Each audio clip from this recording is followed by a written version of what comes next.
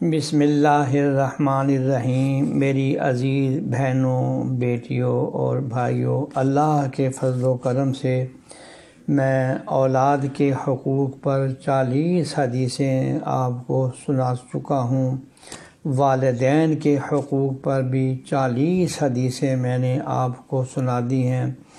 صلہ رحمی کے متعلق بھی 40 حدیثیں اب آپ سن رہے ہیں۔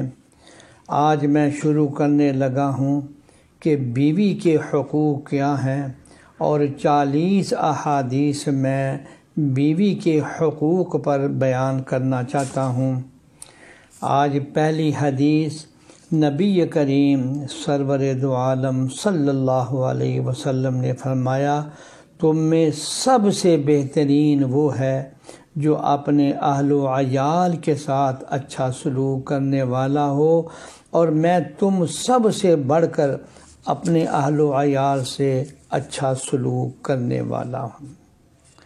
اس میں پتہ دیا کہ جو بندہ بھی اپنے اہل و عیال کے ساتھ حسن سلوک کرے گا، وہ جناب رسول اللہ صلی اللہ علیہ وسلم کی سنت پر بھی عمل کرے گا، اور اس کا گھر بھی جنت کا نمونہ بن جائے گا۔ میں نے علامہ شبیر احمد عثمانی رحمۃ اللہ علیہ کا ایک قول پڑھا ہے، فرمایا کرتے تھے کہ میاں اور بیوی ایک ہوں اور نیک ہوں، گھر جنت کا نمونہ بن جاتا ہے۔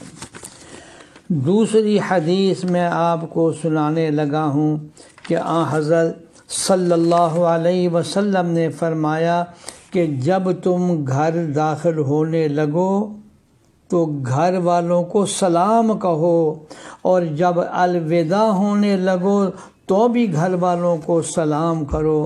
اور ایک روایت میں ہے کہ یہ سلام تیرے لیے، تیرے اہل خانہ کے لیے باعث برکت ہوگا، یعنی اس گھر میں سے اللہ جل شانہ جو ہیں جتنی بھی تکلیفیں ہیں، تنگیاں ہیں، مشقتیں ہیں، صرف السلام علیکم ورحمۃ اللہ کہنے کی برکت سے اللہ جل شانہ وہ ساری دور فرما دیں گے۔